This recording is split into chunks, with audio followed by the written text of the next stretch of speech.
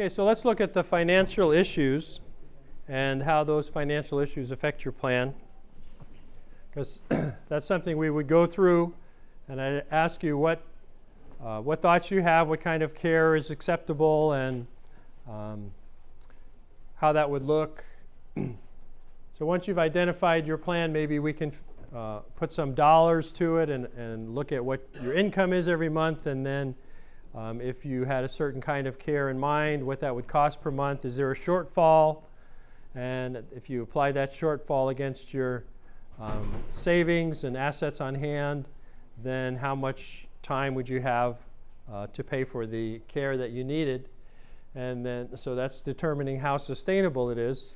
And it's always fun, you know, when I have a client come and they're really unsure and kind of fearful, and we look at, I remember I had a lady in her late 70s, and she came and she told me how much money she had coming in, and then this was the savings she had and the investments she had. And when we figured it out, and I said, well, gee, it looks like in a worst case scenario that would mean, you know, if you ended up even in a nursing facility, it looks like you only have about 35 years available, so you're going to run out of money. In a worst case scenario, if you went in the nursing home tomorrow, probably by 105.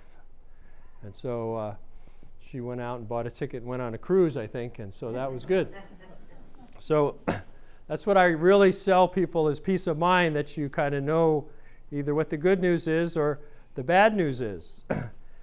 But my job is to let you know what all of the options are, so that you don't go down the trail wondering, could I have done it better some other way? Would there have been a way I could have saved some money, or it could have been easier? And so my job is to let you know what the options are. And sometimes they're not always good. Sometimes there isn't a silver bullet. There isn't a way out. But I'm going to tell you, I've been doing this for 20 years, and this is what they are. And so pick what might be best for you. So we talk about the plan. Is it sustainable? And if it's not, are there any other resources available that might be able to kick in to assist with the costs of care, or to pay for the kind of care you want? And how long would that last? And then if there is a time where that's going to run out as well, is there a plan B? And then is plan B sustainable? Let me give you an example. So an adult child came in to see me. His mom was still living alone. She was in her 90s, early 90s, and she wanted to stay at home. It was very important to her to stay at home, and she already was having in-home care. And he figured with the money she had on hand and the income she had coming in, that she would probably have enough to pay for in-home care for another 22 to 24 months, so maybe about 2 years. And then he said, is there anything I can do? We're talking about what the plan might be.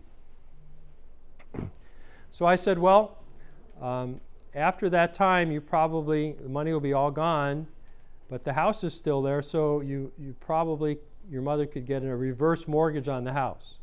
You know, not something you might ordinarily do, but this would provide about 50% of the value of the house she would receive, and she could pay for care for maybe another 24 to 28 months with that. And he said, oh, okay, well, that sounds good. And what do we do after that? So I said, well, okay. So maybe at that point, she's used the money that she got from the reverse mortgage, so she would have to sell the house, but maybe the person she sells the house to would allow her to lease it back, so she could continue to live in the house. She could pay rent to be in the house, and when she sold the house, she'd have to use half of the proceeds to pay off, or half plus a little bit to pay off the reverse mortgage. But the rest would go to her, and she could use that for care, to pay rent. So maybe you have about 20 to 22 more months after that. And he said, oh, well, that's good. What would we do next? And I'm thinking, well, she's what, about 99 now. So I said, well, at that point, all of the resources are gone. So she would need to leave the house at that point and go into a nursing facility.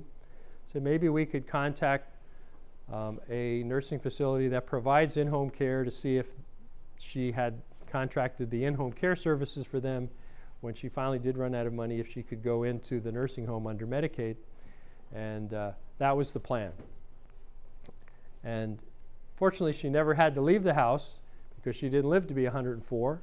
But the son had a lot of peace of mind because he was able to think it through and have just somebody ask him the right questions so that he understood how it could work, and to see that his mother could pretty much get what she really wanted in life, and that made him feel good. So that's what I mean when I'm saying, what does your plan look like? What are the options, and what resources do you have available to meet them?